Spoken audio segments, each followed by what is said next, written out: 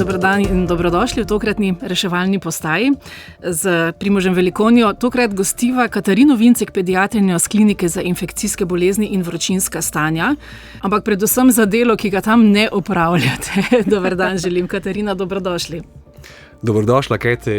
Če narediva zdaj hiter pregled nad tem, kako si ti v bistvu začela z Zdravniki brez meja, oziroma kaj si delala že v študentskih letih, kaj te je gnalo, da boš šla enkrat nekam drugam pomagati? Mislim, da je prevladala ta želja po tropski medicini in ta ljubezen v resnici do tropske medicine, ki so nam jo vzgojili že tekom študija. In kot je rekla moja mami, da že ko sem bila majhen otrok, da sem rekla, da jaz bom gotovo pomagala otrokom. In to, da mogoče je vplivalo tudi to, da sem veliko brala Čurija Murija iz Afrike in sem ga znala tudi na pamet, tako da mogoče se je to na koncu povezalo v eno celoto in ne da bi vedela v resnici, me je to pa gnalo naprej. V bistvu prvič si šla že kot študentka medicine in verjetno ste imeli dobre priprave na to, ampak ko priješ nekam, kjer dejansko ni nič, kak je bil to zate kulturni šok na splošno? Zdaj, na začetku, ko smo šli, res smo imeli dobre priprave in vse to, ampak na začetku smo bili vseeno še kar mladi, tako da ni bilo nekega odprti za vse, kar nas bo pričakalo, odprti za vse dogodivščine, ki nas bojo čakali, navdušeni nad tem, da bomo šli. Tako da na začetku mogoče ne tak zelo velik šok, je bil večji šok v resnici potem, ko smo prišli domov, se pravi, ko smo se vrnili domov. Potem v kasnejših odpravah, ko sem pa mislila, da bom že mogoče pripravljena, pa tako, takrat pa je sledil res ta pravi kulturni šok, pa mogoče niti ne kulturni, kot bolj šok, moj šok.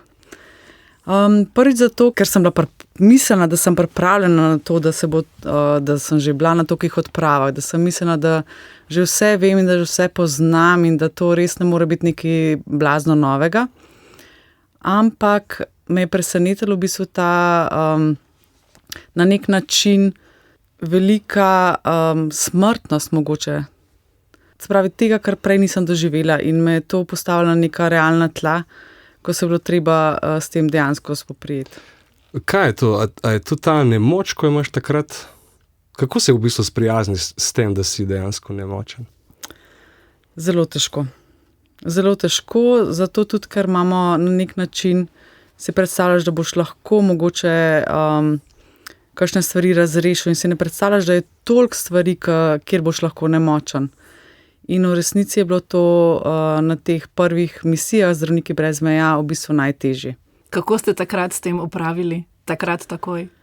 Ena stvar je ta, da smo bili na prvi odpravi, ko sem bila Zdravniki brez meja, smo bili v deževni dobi, ker je bilo res ogromno takih primerov, ko so bili izjemno bolni, ali otroci, ali odrasli. Predvsem so me prizadeli otroci. In delali smo z clinical officerji, ki so bili tam v resnici domačini, ki so že dlje časa delali tam in so te situacije poznali. V bistvu je bil prisoten clinical officer, ki mu je bilo ime Gifti, kar po slovensko pomeni darilo. In moram reči, da zdaj, ko razmišljam tako nazaj, je bil res ta pravo darilo zame, ker mene so te, recimo, predvsem nesrečni primeri, tisti, ki so se končali smrtjo, dejansko zelo prizadeli in nisem mogla sploh takoj začeti delati naprej. In takrat sem se umaknila na stran in me recimo ni bilo 20 minut, jaz sem rabila svoj čas in me je Gifti prišel iskati in rekel, veš kaj, Keti, lej, v teh 20 minutah pride lahko naslednji, ki ga lahko rešiš. Nimaš časa zdaj v tem trenutku biti slabe volje, moraš priti nazaj in rešiti ostale, ki jih lahko rešiš. Kaj to pomeni clinical officer? Kakšna struktura je to pri njih? Clinical officer je v resnici nekaj med medicinsko sestro in pa zdravnikom. Je kot neka višja šola, kjer se približno 1 leto učijo o zdravniških zadevah, medicinskih zadevah in pa približno 1 leto o teh stvarih, ki jih mora znati medicinska sestra.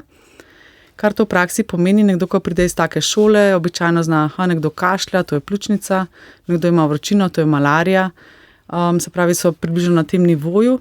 Ampak v resnici, ko delajo z ljudmi, se pravi zdravniki, z medicinskim osebjem, se dejansko priučijo tudi medicinskih znanj in v resnici tisti, ki so že dlje časa delajo to delo, so dejansko izjemno sposobni in imajo tudi veliko diagnostično znanje. In predvsem pa tudi to, ker imajo toliko izkušenj, tudi vejo točno, kdaj lahko komu dejansko pomagaš in kdaj v kakšnih primerih dejansko ne boš mogel nič narediti. In dal vam je še en dober nasvet, ne? Ja, dal mi je nasvet, da v resnici, da ne si začnem pisati, kateri otroci ali pa ljudje, koliko ljudi v resnici lahko rešiš v taki situaciji.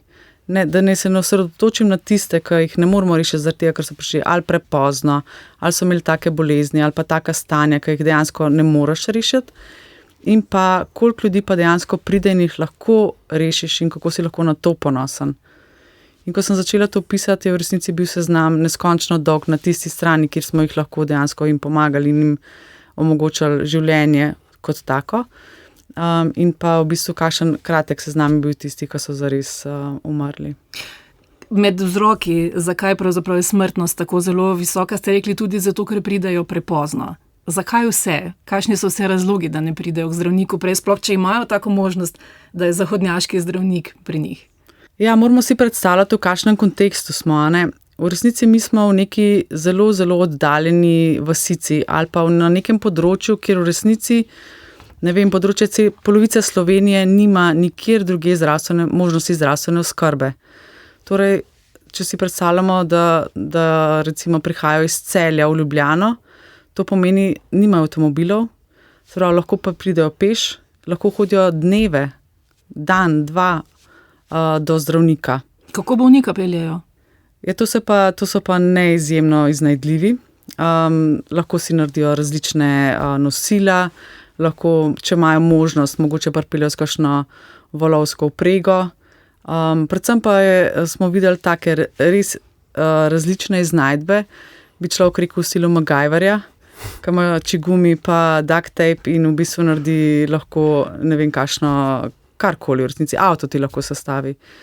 Tako da znajdejo so izjemno in običajno jo prinesejo bolnika, ki je tako bolan na nosilih.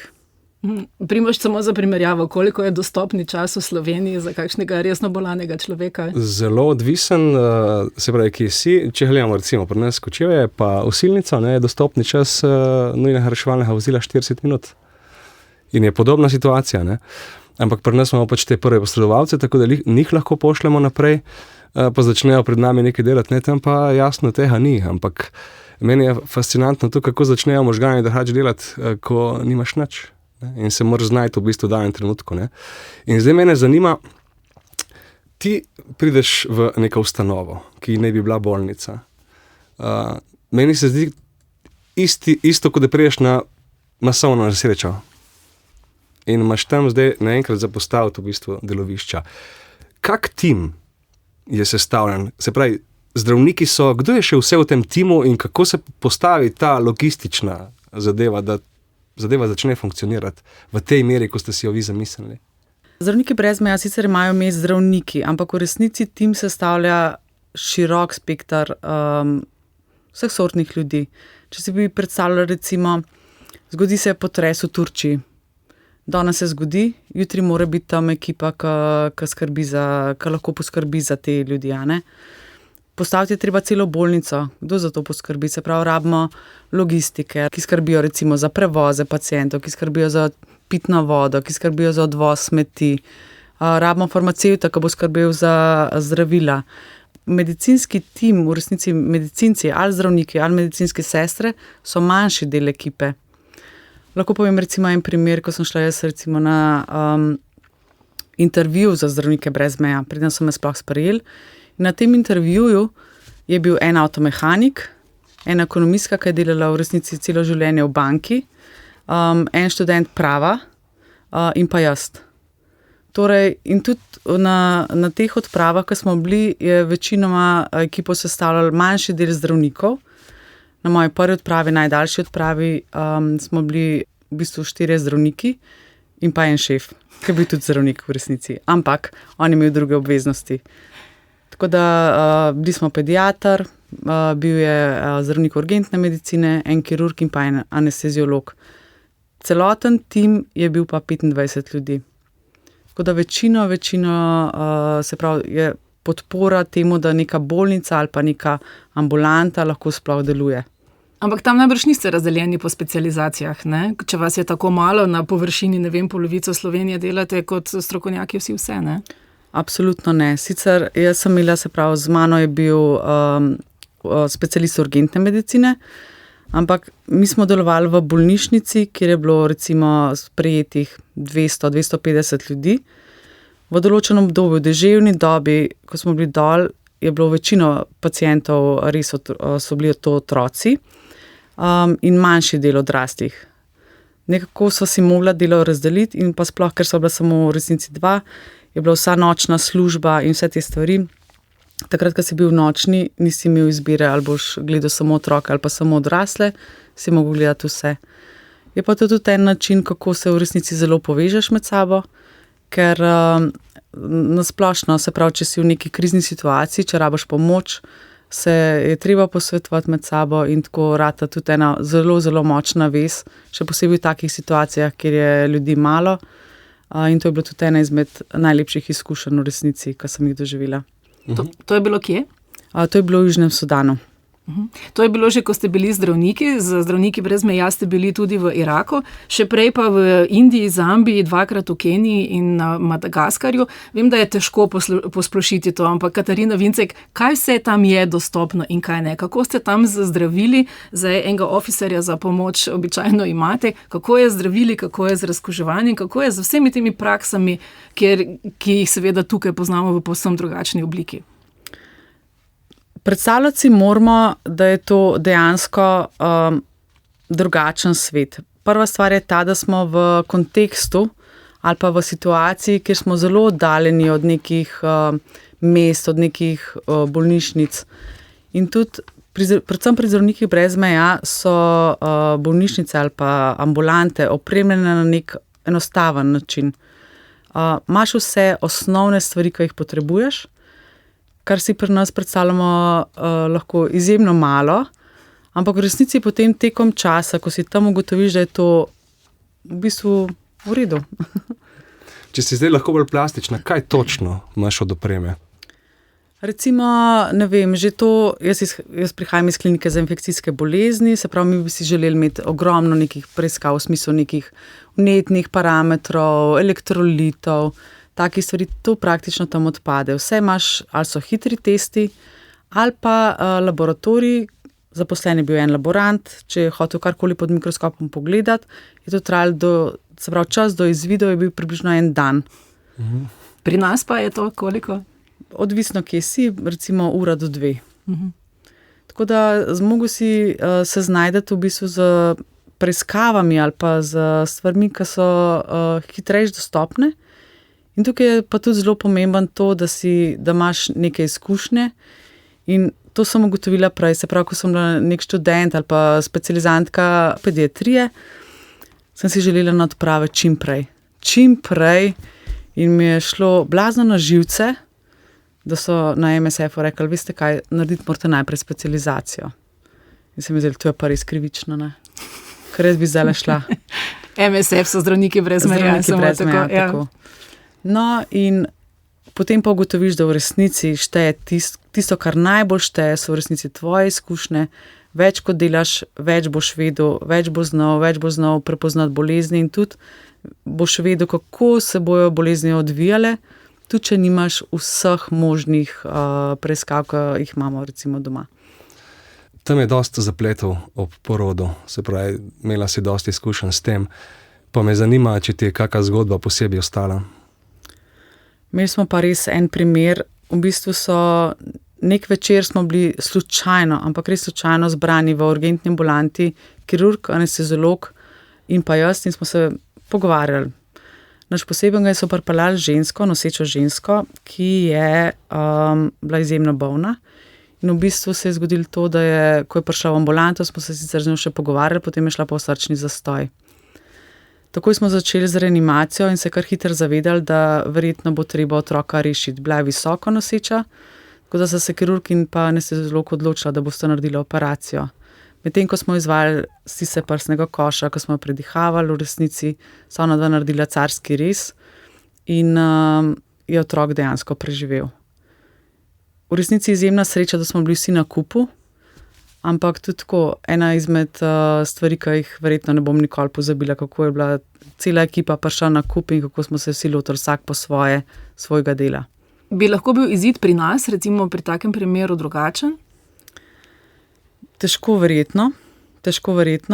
Je pa vedno vprašanje, kako bi se to dogajalo pri nas. To je vprašanje dostopnega časa. Ne, vi ste bili vsi tam na kupu in tukaj je dejansko res. Praktično v realnem času je treba narediti urgentni carski rez, če hočemo dobiti vsaj enega živega v tej zgodbi. Ne. Tako da to je res unikatna situacija, absolutno. Ampak recimo, kako sploh pomaga znanje ene zahodnjaške medicine, da zelo posplošim, tam, kjer nimate tako rekoč nobenih aparatur, tukaj je bila neskončna sreča, da ste bili vsi na kupu in imeli, ampak recimo imate veliko znanja, veste, kaj bi lahko, hkrati pa nimate skoraj ničesar. Ne aparatov, ne diagnostike, ne ničesar. Koliko vam to znanje potem sploh pride prav, če nimate orodij, kako ga speljati in kako zdraviti z njimi? Ravno to je, da je znanje, če veš ali pa poznaš stvari, ali pa če si jih že videl, veš, kako lahko tudi brez mogoče nekih specialističnih ali pa nekih high-tech stvari prideš do diagnoze, znaš zdraviti in tudi znaš pričakovati, kako se bo stvari odvijale, ne glede na to, da nimaš ali slikovne diagnostike ali pa takih stvari. In je to res izjemno pomembno, kot sem že rekla, da imaš to neke izkušnje že od doma, da te stvari dejansko poznaš. Seveda se je pa treba v takih situacijah kdaj tudi znajdeti, a ne. Recimo smo imeli primer enega novorojenčka, se pravi v tem času, ko sem res tam dol, smo imeli zelo vroče dneve, tudi do 50 stopinj so prišle temperature, noči so bile pa dejansko hladne. Zdaj ta novorojenček, ki je bil dejansko prezgodaj rojen, je potreboval tudi svoj inkubator, ki ga pa dejansko tam nismo imeli. In zdaj, kako ćemo mi tega otroka ponovno zavrvati pred tem, da bi se dejansko podhladil, ker je verjetnost, da bi se podhladil izjemno visoka. Ja, nič, odločili smo se, da bomo naredili inkubator. Ne? Zdaj, kako bomo naredili inkubator? Kaj imamo na voljo? Imamo stiropor, imamo duct tape, ker to je treba vedno vzeti s sabo, če greš na kakšna potovanja. To je kaj? To je ta trak, ta srebrn trak. In smo dejansko iz stiroporja naredili, ker stiropor pa dejansko zaščiti pred temi temperaturami, smo naredili tak inkubatorček. In dejansko s tem smo poskrbeli, da je bilo otroku toplo in da je dejansko lahko pol v tem inkubatorčku preživel. Tudi to je bilo še, da v resnici je bil to otrok, ki je bil pripeljan zaradi neonatalnega tetanusa verjetno, ker je imel take klinične znake. In je rabo tudi svoj mir. Tako da težko je bilo na oddelku, kjer smo imeli tako zasedene oddelke, kjer je bilo skozi nek džumbus in nekaj hrupi in vse to, njemu pa prilagoditi nek mir. Tako da temno okolje, čim bolj tiho okolje, čim bolj mirno okolje, tako da smo s tem tudi to želeli pridobiti, poleg tega, da ga imamo na toplem. Ja, zdaj sem se spomnil na Romunijo. Se spomniš, ko smo bila na tečaju in tečaja oživljena novorojenčka in sprašujem, če imajo grelne blazine takoj po porodu. In mi rečejo, ne, pri nas smo vsaka reševalna postaja reševalno vozilo z inkubatorjem. Tako da zelo zanimivo. Ne, to, ne. Kako je pri nas? Pri nas je pač samo vozilo z inkubatorjem, ampak gre iz Ljubljane štarta in pripelje pol v terciar. Katarina Vincek, pediatrinja z klinike za infekcijske bolezni in vročinska stanja v Ljubljani, sicer gostja mene in Primoža Velikonja zaradi tega, ker ste zelo veliko misij oziroma odprav opravili v Afriki in še drugje kot prostovoljka zdravnica v povsem drugačnih razmerah, kot so tukaj v Ljubljani, čeprav bi tudi v ljubljanskih lahko kakšno rekli, kaj ne? Ampak to, da prihajajo zahodni odprave v zelo, zelo zakotne dele Afrike, je nekaj običajnega. Ni pa povsem samoumevno, da bodo ljudje tudi dejansko prihajali k vam in vam zaupali. Kaj je tisto, v kakšnem vrstnem redu ste v zdravljenju, da tako rečem? Zdaj, načeloma je tako, da dejansko ljudje prihajajo običajno zelo pozno v teku bolezni. In še posebej v teh odročnih vasicah je recimo vas sestavljena, ima poglavarja oziroma nekega starešino in pa absolutno je zraven prisoten tudi vrač. In zdaj ta vrač je običajno prva oseba, ki ga obiščejo, in če vrač ne more pomagati, potem je lahko naslednja destinacija nek zdravnik. Tako kot smo povedali tudi prej, nekatere vasi ali pa mesta, od katerih prihajajo recimo do bolnišnice ali pa do ambulante, so izjemno oddaljene. Mogoče je tudi to razlog, zakaj je najprej vrač na vrsti, ampak tudi iz teh njihovih prepričevanj in vsega tega je nekako. Moramo vedeti, da vrač ima svoje zdravila, svoje načine, kako nekatere stvari pozdraviti in dejansko so tudi zelo uspešni, ampak v nekaterih primerih pa pač ne gre. Ampak brez te vračeve napotnice, v narekovajih rečeno, bi si ne upali k vam? Mislim, da ne, odvisno tudi, kje so, pa tudi v bistvu kakšna prepričanja imajo. Nekateri, ki so živeli recimo blizu, bi prišli verjetno tudi takoj k nam. Tako da je pomemben vrač kot tak in tudi ima svoje zanimivosti in značilnosti.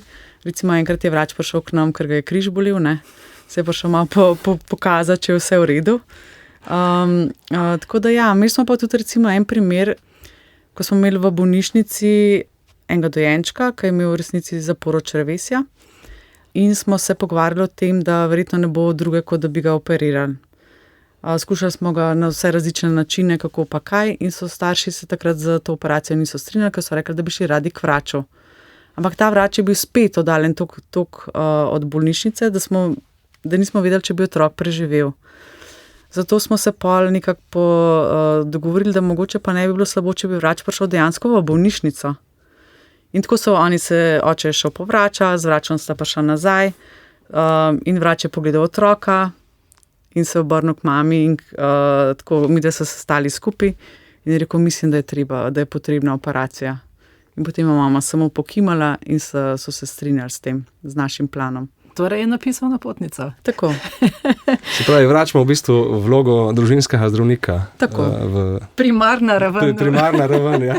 Tako. V Afriki. Katarina Vincek, a ste vi recimo kot zdravnica pediatrinja, bi lahko kaj naučili ali pa morda celo kakšno sredstvo, kakšno zdravilo morda celo pa prevzeli od vračev? Imajo kakšne inštrumente, načine, metode, ki pa bi morali zanimati tudi zahodnjaški svet? Zdaj tako, mi smo imeli v bistvu delo, ki smo ga tam delali, bilo izjemno naporno in tudi dejansko mi smo delali po cele dneve. Če si bil normalno v službi, če nisi ravno rabo biti čez noč, je običajno končal delovnik nekje ob 9 zvečer. Tako da nismo imeli v resnici časa se s temi vrači pogovarjati, ampak mene bi to izjemno zanimalo, ker sem prepričana, da bi se dali tudi marsikakšno stvar, ki bi jo tukaj, ko pridejo recimo v bolnico, mogoče dali rešiti tudi doma. Ampak recimo ta že to, da imajo čas, da se nekdo posveti otroku, da je takrat recimo ali pa nekomu drugemu pacientu, da je da tudi ima bolnik občutek, da je on center sveta. A mislite, da ta morda celo placebo učinek, ne vem, morda deluje kako drugače, bi v našem svetu lahko zdravil bolje, kot zdravimo zdaj z enakimi zdravili, ampak brez tega časa in te pozornosti? Mislim, da sigurno je čas in pozornost pomembna.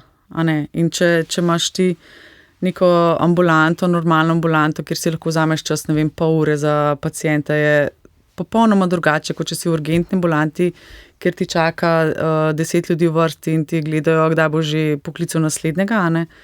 To absolutno je nekaj. Je pa tudi res, da določene stvari se ne da pozdraviti brez zdravil. Tako da je tukaj na tehtnici odvisno, kaj je. Nekatere stvari gotovo bi se dali tudi tako, ampak ne pa vseh. Zdaj jasno, prihajamo z različnih kultur, imamo ogromno znanja in priješ nekam tja in začneš v bistvu napadati z medicino. Kako sprejemajo to? Na kak način?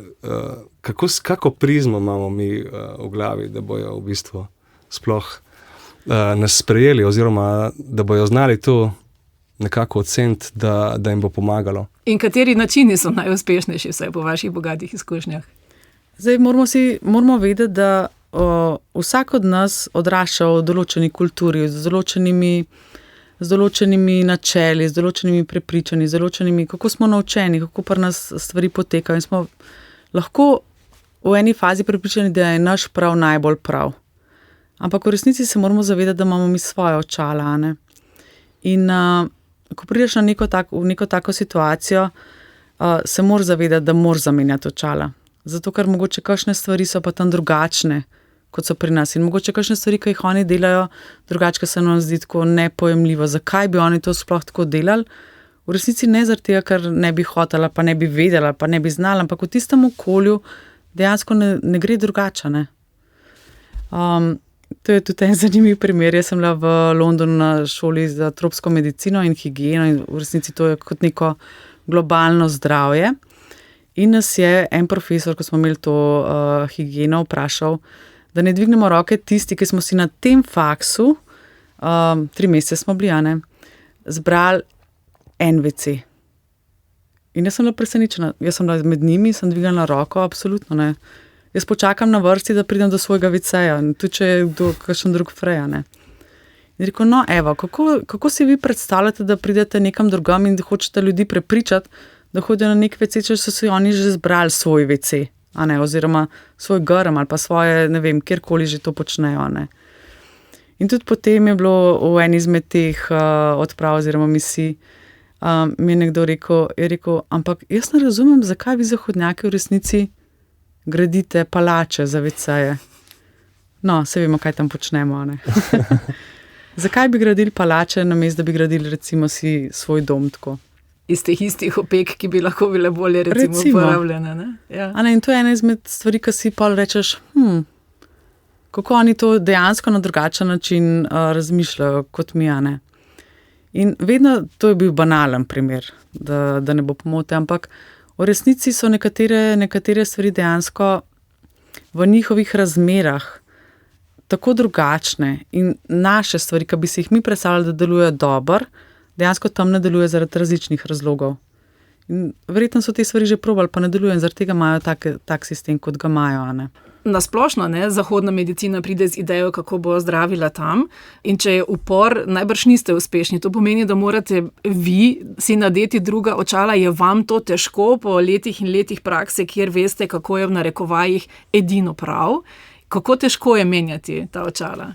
Zdaj tako, načeloma, kar se zdravljenja tiče, ni problematično. Bolj je problematično to, kako doživljaš svet. Torej, kako doživljaš nekaj, kar recimo, kako je različno pri nas, kako doživljamo, ne vem, nekega otroka ali pa nekega starostnika, a ne. Starostnik pri njih je zlato ali pa več kot zlato. Starostnik je za njih nekdo, iz katerega on je v bistvu korenine, cele družine, ki izhaja iz njega. Starostnik je nekdo, ki je preživel v tem svetu, ki ga imajo, ki je včasih lahko tudi zelo kruta, ne. In starostnik je tisti, ki nosi življenjske modrosti, ki jih lahko predaje naprej. In spoštovanje do starejših ljudi je neizjemno. Kako ga poslušajo, kako recimo se zvečer ob ognju zbere cela družina in otroci so tiho in starostniki pripovedujejo ali pa starejši ljudje pripovedujejo te svoje modrosti ali pa izkušnje. Medtem ko je recimo otrok kot nek nepopisan list, ki je v resnici še tak, ni center, kot bi ga mogoče postavili, ali pa je v naši družbi mogoče pri nas zdaj prav otroka, ne. In to spoštovanje se tudi vidi tako, če pripeljejo nekega starostnika, ki je izjemno bolan, ali pa ki je, za njega bi naredili vse. Oni bi prodali kravo, kar pomeni, to je za njih bogastvo, to je za njih nekaj, kar bi, tako kot da bi pri nas prodali stanovanje, ali pa neki vir dobička. Medtem, ko za otroke vseeno je ta skrb nekako, pa niti ne skrb, ampak drugačen odnos je recimo v tem smislu. Je tudi kakšna vraža povezana s tem? Ja, v resnici pa mislijo, da mogoče, če se ne bojo lepo obnašali, pa če ne bojo res poskrbeli za tega starostnika, da mogoče jim lahko pa pol po smrti tudi kaj ponagaja. Kako se pa soočajo s smrtjo? Zdaj, soočanje s smrtjo je mogoče tudi na nek način različno. Zdaj, mogoče bi si lahko mi predstavljali spet, če imamo svoje očala, mogoče pa niso tako čustveni, ne? Če imamo naša očala, mogoče pa ne dojemajo tega tako, ampak v resnici, ko pogledaš z njihovimi očali, ko se zgodi neka smrt v družini, oni nimajo časa zdaj, da bi bila to neka strašna ali pa ne vem, dlje časa trajajoča zadeva. Oni morajo iti naslednji dan naprej na polje delati, oni morajo preživeti celo družino. In v bistvu na nek način se mogoče zdi, da drugače sprejemajo smrt. Seveda so žalostni in ni v redu in tako. Ampak tudi to je pri njih vse del življenja, v smislu, pogosteje se to dogaja, a ne, veliko več je smrti kot pri nas, tako otrok, kot tudi starejših, a ne. In mogoče so pa na nek način tudi s tem bolj, ker je to večkrat se zgodi, tudi malo bolj seznanjeni in na nek način pomirjeni. Je pri starejših tudi kak drugačen protokol potem, se pravi po smrti? Imajo več časa potem za žalovanje pri starejšemu, recimo kot pri otroku? Ne bi rekla, da žalovanje kot tako, mislim, da poteka ob delu, ob nadaljevanju dnevnih aktivnosti, zaradi tega, ker v resnici morajo poskrbeti za to, da imajo potem naprej tudi in hrano in vse te stvari, da življenje teče na nek način normalno naprej. Katarina Vincek, kot pediatrinja v Sloveniji in pediatrinja, ki je delovala na različnih deloviščih po Afriki in drugod, imate neposredno primerjavo, kaj pomeni zdrava rast nekega otroka od rojstva naprej in kaj rast v tistih res popolnoma nemogočih razmerah v kakšnih zelo oddaljenih in revnih delih Afrike, kjer so razmere še vedno slabe. Ampak otroci danes v resnici tudi v Afriki še vedno umirajo od lakote. Nekatere področja so še vedno problematična, pa to zdaj ni problem v tem, da bi bili oni leni ali pa da ne bi hoteli si narediti zalog za hrano ali pa to imamo spet neka svoja očala, ki lahko razmišljamo na tak način, ampak v resnici ne, zelo so pridni, zelo so delovni in tako, ampak moramo vedeti, da živijo na področjih, kjer je mogoče zemlja manj rodovitna, da živijo v sistemu, kjer nimajo traktorja, da bi obdelali neko ogromno površino, ampak da dejansko zemljo obdelujejo z motikami. Da so podnebne razmere lahko sušna obdobja, ki lahko trajajo dlje časa, da lahko pridejo deževna obdobja, kar pomeni, da so lahko ogromne poplave tudi tam in da uniči celoletni pridelek. Tako da podhranjenost je problem v določenih predelih in se pravi, zaradi podhranjenosti lahko umremo, problem pa je predvsem v tem, ker lahko podhranjenost tudi vodi v različne težave. Zaradi podhranjenosti je naš imunski sistem oslabljen, torej smo dovzetni tudi za določene bolezni, se pravi, večkrat smo bolni in vse to v bistvu ljudi pol pahne v nek začaran krog. Prav, več bolezni, to pomeni slabši razvoj, kar pomeni tudi razvoj konec koncev možganov. Že tako vemo, da so tudi možnosti izobrazbe tam manjše, kot jih imamo recimo v Sloveniji. Nekdo, ki je skozi bolan, pa ki nima take kapacitete, se lahko tudi slabše šola in potem pride do nekega tega začaranega kroga. Tako da ni problem podhranjenosti, da lahko umremo, je tudi to problem, ampak seveda je tudi to nek globji pomen tudi zaradi tega, ker ni samo to, da ali preživimo ali pa ne, lahko preživimo, ampak smo zaradi tega manj usposobljeni za življenje, ne. Ampak zelo močno vpliva ta podhranjenost recimo tudi na razvoj. Rekli ste, lahko imajo otroci celo pozabijo, kako hoditi oziroma ne zmorejo hoditi, ne? Ja, to smo imeli pa res en primer. Že na začetku, se pravi v Južnem Sudanu, smo približno teden potem, ko sem prišla, smo sprejeli eno deklico. Ona je bila stara 6 let. 6-letni pa bi verjetno tehtal, 15 kilogramov, ne. Ona je tehtala 9 kilogramov, s tem, da je imela tudi ogromno se pravi oteklin, kjer je bilo tudi tekočina, tako da je bilo tudi nekaj teže na račun teh oteklin, ne samo za telesno maso. In ta deklica v resnici je bila izjemno v slabi koži. Ona je bila na tej, se pravi, počasi smo začeli s hranjenjem, številne zaplete smo imeli z zdravljenjem, tudi kar se tiče okužb in tega, ampak ta deklica je šla domov, en teden preden sem šla jaz domov. Skratka, celo odpravo je bila z mano, ali pa jaz z njo. Ampak no, recimo, njo smo mogli še enkrat na novo naučiti hoditi.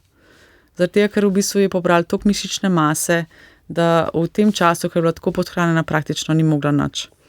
No, ampak na koncu je hodila domov In tudi, kar je zelo pomembno tudi v teh kulturah, vedno je treba kaj plesati ali pa kaj peti. In imamo prav video posnete, kako ona pleše in poje in miga. Tako da smo bili izjemno veseli. To je bil tudi eden izmed naših, ali pa mojih celo, zelo, zelo svetlih trenutkov in tako sem bila ponosna na to. Pa kaj ste imeli tam prav oddelek za te podhranjene? Dejansko ja, ker teh podhranjenih je bilo izjemno veliko. Zdaj imeli smo v bistvu kot neko ambulantno dejavnost za tiste, ki niso bili tako podhranjeni, tako da smo jim dali lahko hrano. V resnici ni bila to hrana, ampak ta neki pripravki, kjer je recimo ogromno proteinov ali pa teh dodatkov, s katerimi lahko oni potem nadoknadijo to, kar jim manjka v njihovi prehrani. Imeli smo pa tudi oddelek za tiste otroke, ki so bili pa dejansko tako podhranjeni, da niso zmogli tega ambulantnega dela. Tako da bila je v bistvu cela hiška teh otrok. Mi smo 30 do 40 hospitaliziranih in tudi običajno so to otroci, ki ne grejo domov po dnevu ali pa dveh, ampak morajo biti hospitalizirani daljši čas, da se res to ohranjanje vzpostavi, da se razrešijo vse te bolezni, ki se lahko mogoče tudi pol pokažejo šele, ko jih dovolj nahraniš, zaradi tega, da imunski sistem začne delovati in se mogoče kakšne bolezni šele takrat pokažejo. Tako da smo jih imeli nekje 30 do 40 vsak dan. Kako ste pa one najbolj kritične hranili? Najbolj kritični ponovadi sploh nimajo želje po hrani. Tako da takrat je bilo treba nastaviti nazogastrično sondo, to je neka cevka, ki gre čez nos in v bistvu preko katere lahko hrano tudi dovajamo v želodec, direktno v želodec.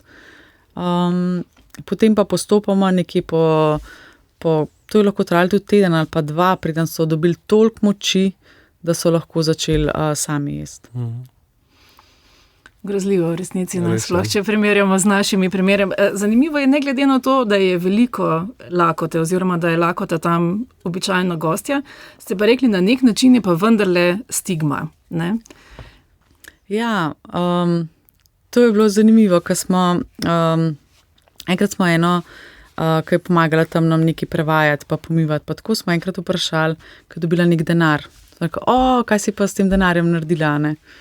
Pa je rekla, kupila sem milo. Mi tako, zakaj bi pa kupila milo? Pa je rekla, no, saj sem kupila tudi mleko, ampak v resnici ljudje vidijo, če si umazan, ampak ne vidijo pa, če si lačen.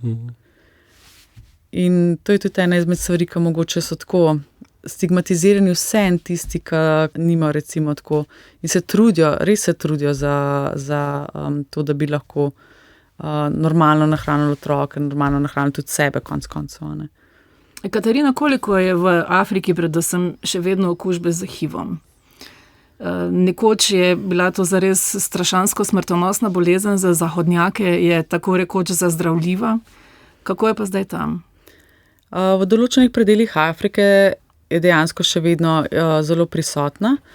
Je pa tako, da poznamo že zelo dobra zdravila in če so zdravila dostopna, ne glede na to, kje na svetu si, lahko živiš normalno življenje s tem, da moraš redno imeti zdravila, ne. Se pravi, odvisno na kateri lokaciji si, ampak HIV je prisoten povsod. Problem je bil v tem, da takrat, ko so bile te velike epidemije, takrat, ko še ni bilo v bistvu teh mednarodnih podpor, ko še ni bilo zdravil, ki bi prihajale, da bi ljudje dejansko tudi v teh odročnih področjih imeli zdravila za to, je ogromno tudi otrok ostali sirote ali pa so imeli samo enega starša ali pa tako, ne. Tako da to je bil ena izmed večjih epidemij, ki je tudi povzročila kar precej stiske v teh odročnih področjih.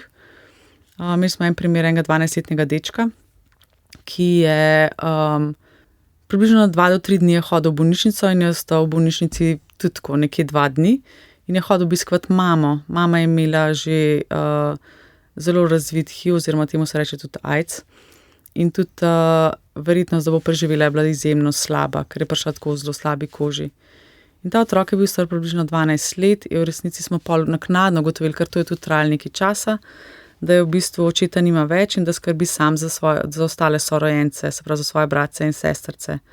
Tako da on je hodil k mami na obisk, zaradi tega, da je skrbel za njo tiste 2-3 dni in potem je šel nazaj k svojim bratcem in sestrcem, ker je mogel poskrbeti tudi za njih.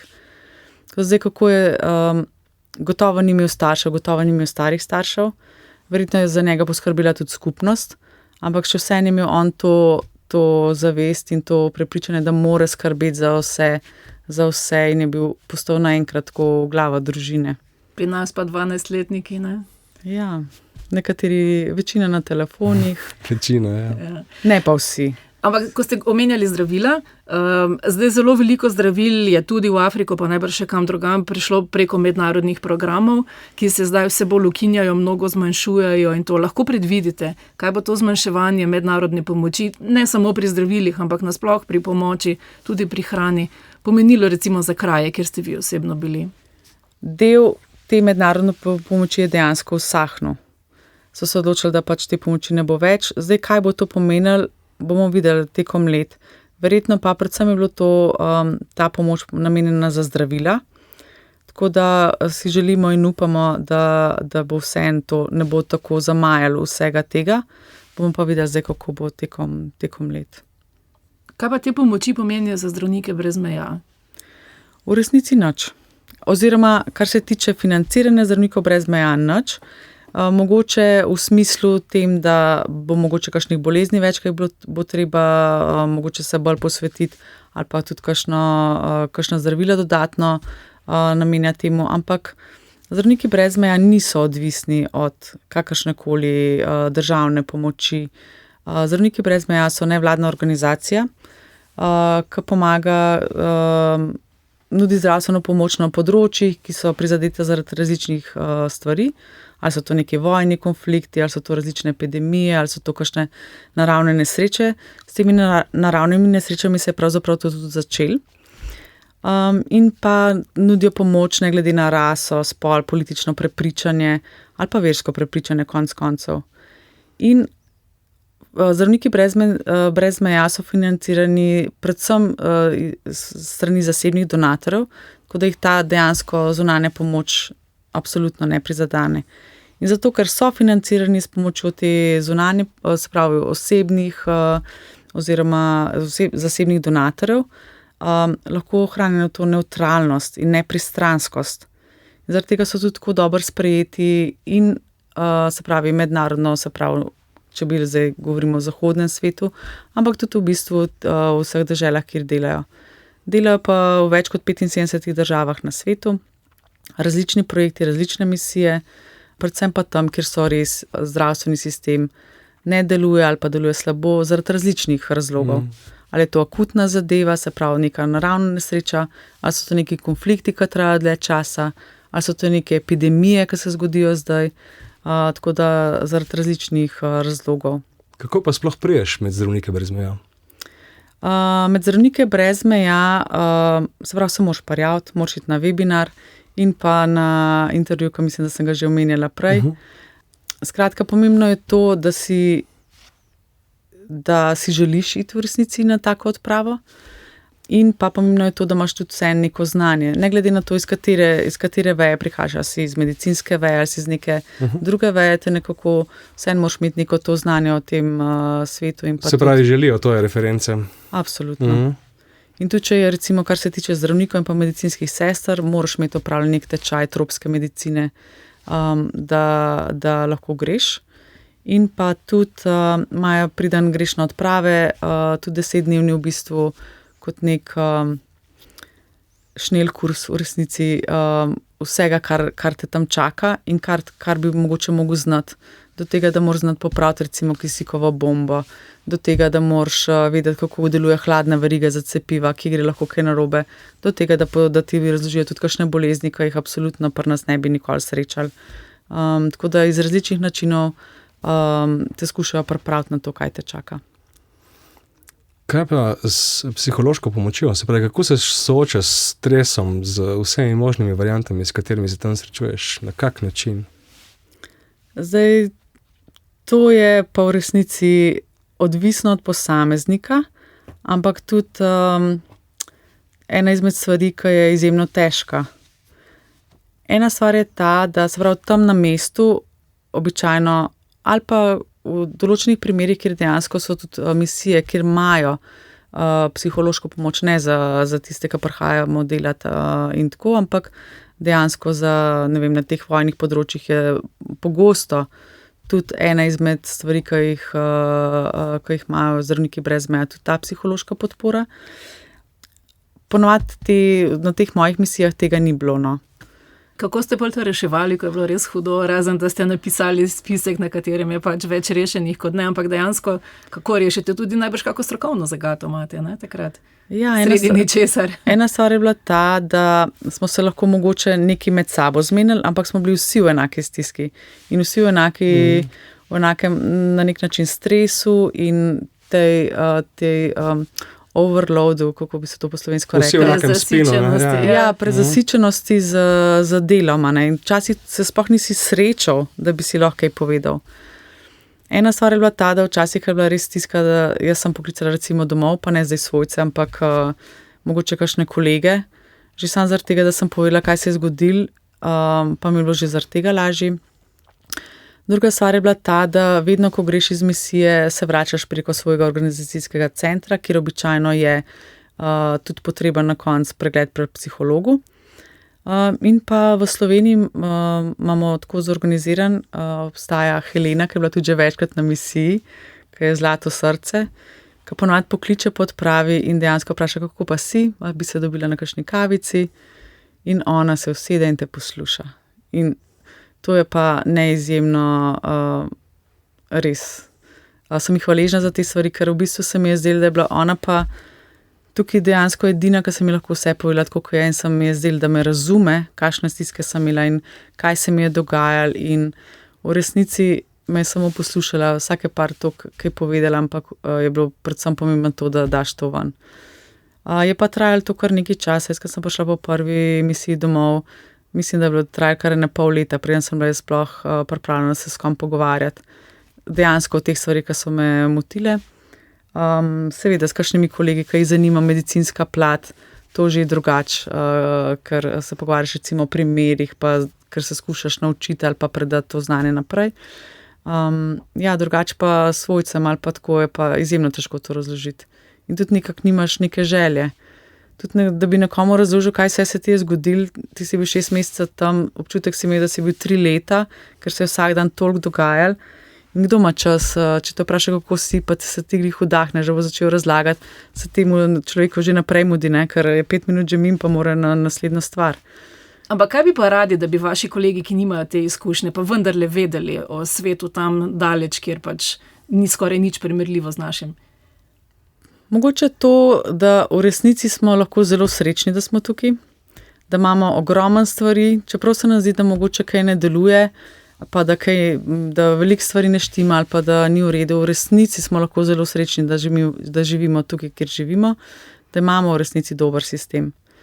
Sicer to, če si predstavljamo, ko pride z neke take odprave, se ti zdijo problemi banalni.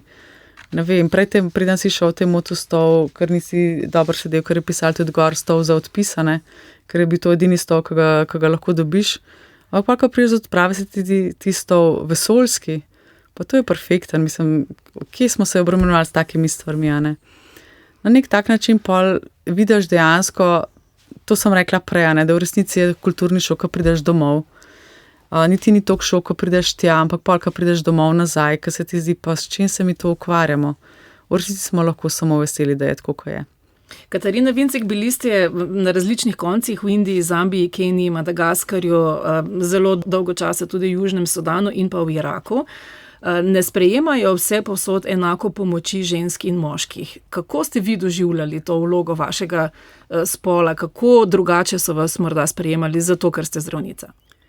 V večini primerov nisem imela nobenih težav in tudi niti nisem premišljala o tem, da sem, ne vem, ali ženska, ali drugačna, ali kukarkoli, ne. Ampak imela sem pa nek tak občutek predvsem v Iraku.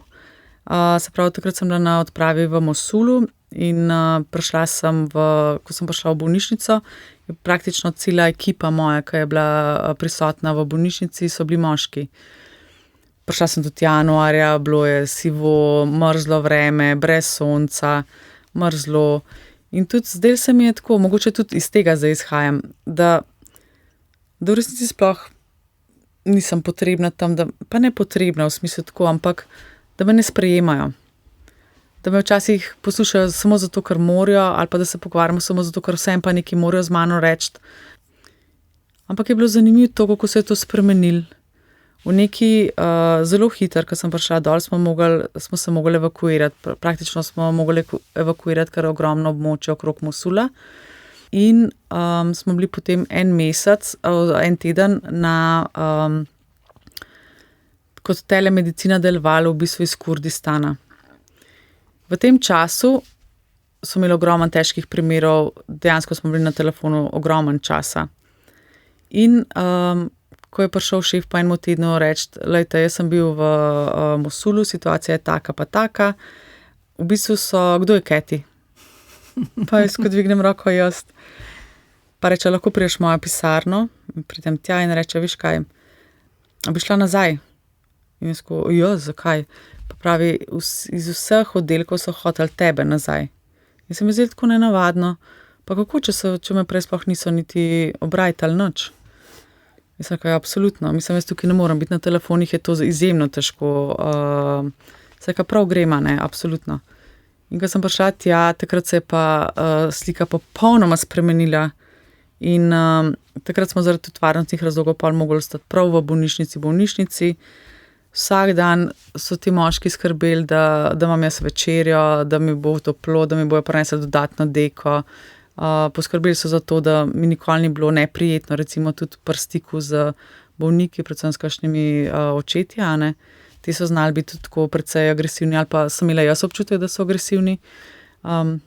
In so me znali to prepoznali, kdaj mi ni v redu in so me dejansko zaščitili.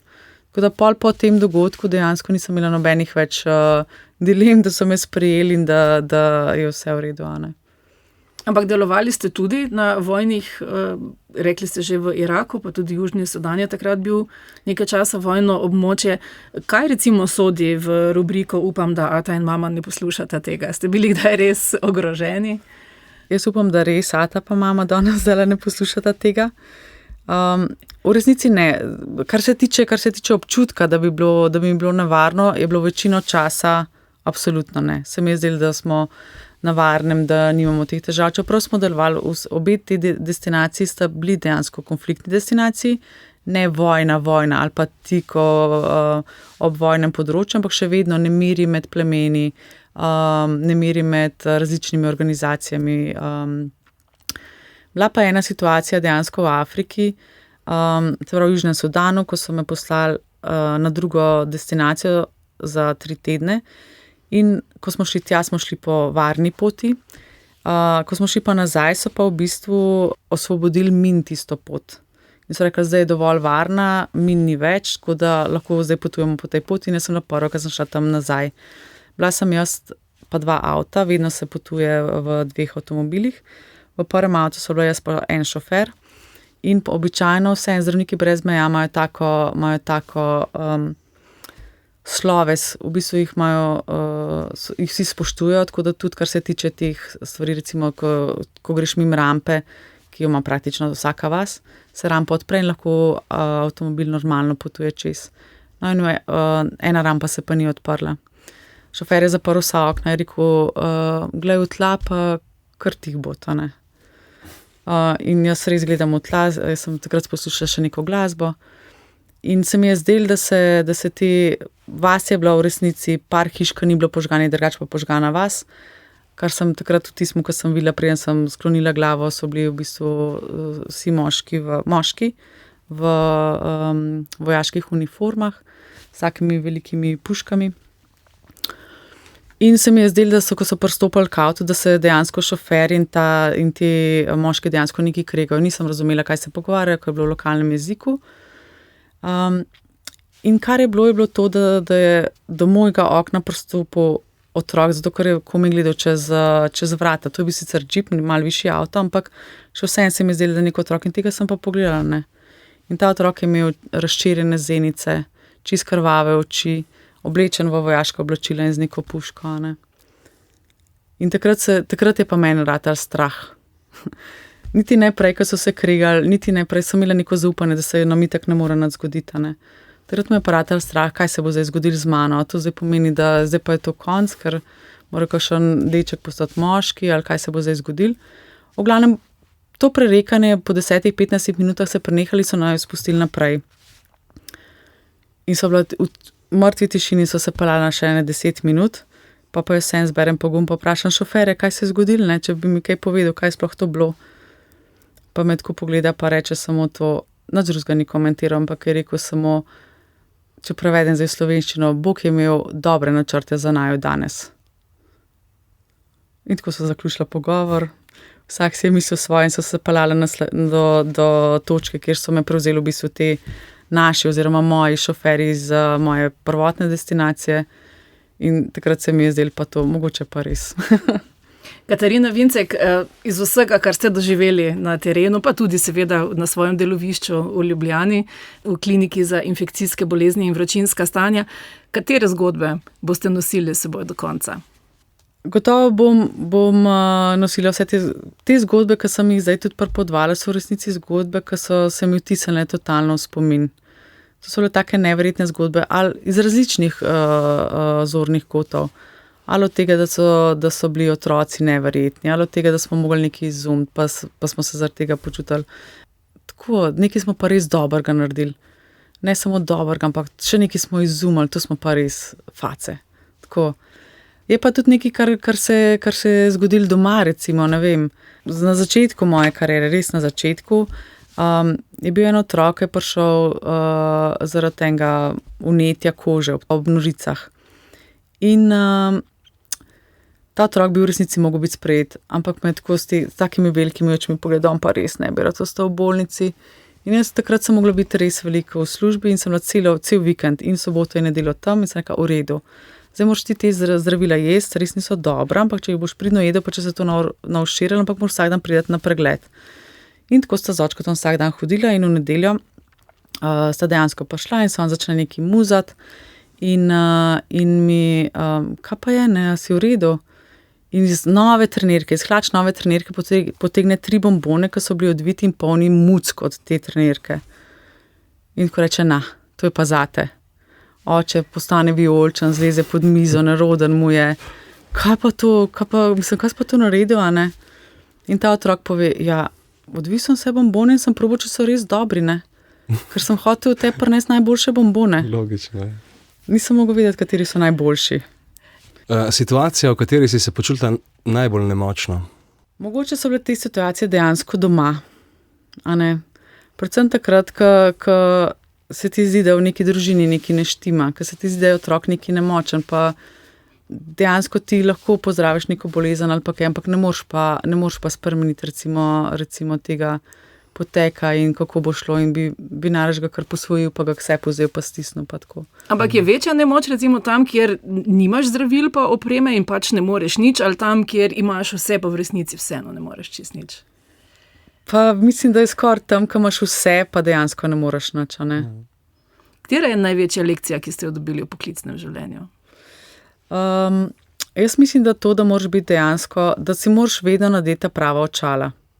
Se pravi, ne glede na to, kje si, tudi če si doma, imamo pač neko očala, ampak tudi situacije ljudi so različne in jih moraš poskušati razumeti in biti empatičen in jih probati razumeti, zakaj je tako, da nisi ne vem, neki obtožujoč ali pa da mogoče pa kakšne stvari niso čisto take, kot bi jih videl na prvo žogo, ampak da jih moraš dejansko videti z drugega zornega kota, kar pa mislim, da so me prav te misije in odprave v bistvu tudi naučile, no. Je kakšna izkušnja zunaj stroke, ki je spremenila oziroma vplivala na tvoje strokovno delovanje? Ja, jaz mislim, da gotovo taborniki ne. Ker ne vem, kje bi se drugače naučila tega magajverskega načina izdelovanja stvari in tako. In tudi mogoče to, da predvsem pri tabornikih to, da sej v večini primerov je boljše, če je vse načrtvan, pa vse poteka tako, ampak včasih pa pride do situacije, ko dejansko moraš nekaj zimprovizirati in če si takrat v krču, ker ne gre vse prav in ta moč, ali pa to znanje, da mogoče se lahko znajdeš tudi na kakšen drugačen način, se mi zdi, da je ful pomembno in da je to nekaj tacga, kar ni bilo strokovnega, ampak mi mogoče lahko tudi kaj pomaga. Ste se kdaj recimo ukvarjali z vprašanjem, kakšen človek bi bili, če ne bi bili v medicini, če bi se celotno vaše življenje drugače obrnilo s kakšnim drugačnim poklicem?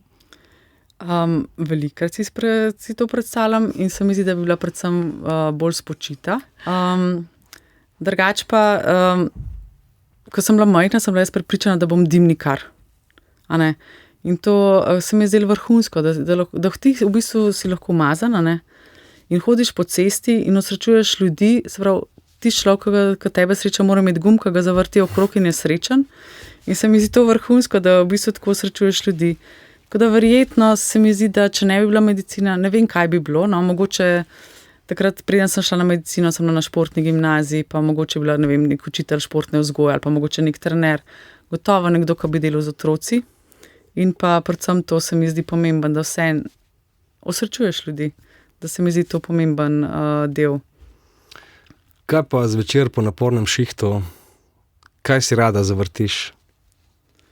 Po napornem šihtu včasih pa še tudi kakšna taka čista baje, če si malo tako obrnemo okrog, a ne, da ne bomo grdo govorili. Ja.